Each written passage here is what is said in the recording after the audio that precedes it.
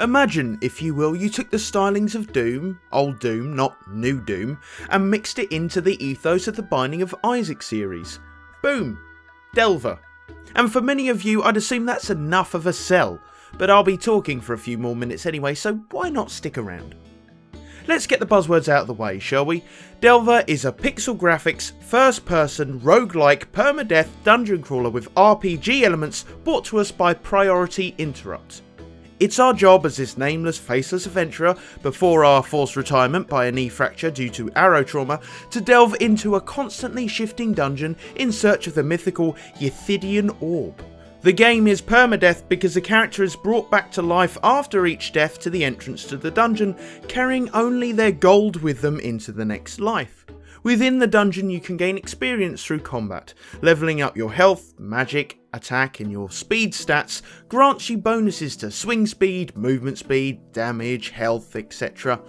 I'd call it generic, but deviating from what is now an industry norm usually comes off as different for the sake of being different. I appreciate this down-to-earth mentality.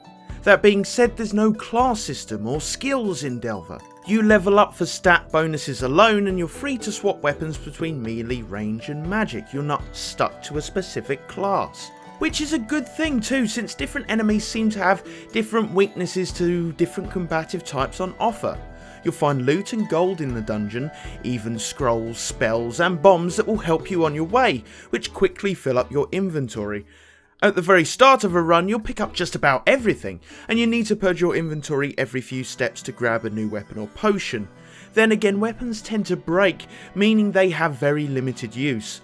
Not only that, opening your inventory doesn't even pause the game, meaning if you've not prepared a fresh mace up in your hotbar, a mage is likely to give you a magic missile enema while you're grasping for the nearest wand you have. I like that a lot, it keeps you prepared. Controls are straightforward: WASD to move, left click mouse to attack with a hold granting a more powerful attack, middle click opens the inventory, E opens doors, and for some reason space is also attack. I don't mind it, but with the now ingrained convention of space being jump glued into my mind, it's a little bit of an annoyance.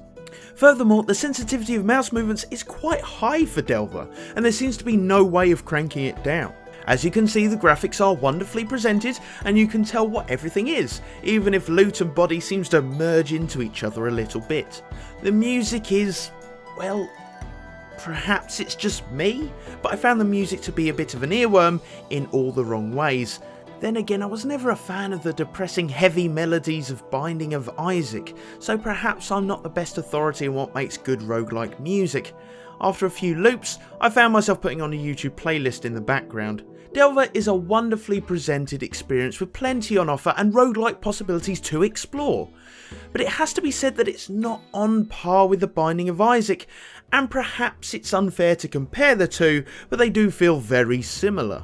What I'm trying to say is that Delver isn't as immediately returnable as Isaac is.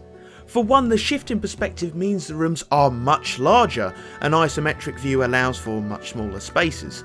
The map is very helpful in what is a very twisty layout with plenty of dead ends, and things tend to look very familiar, leading to a few times where I've genuinely got lost and had to study the map. To progress to the exit instead of a dead end, some corridors tend to be tiny and you need to really focus on areas to find them.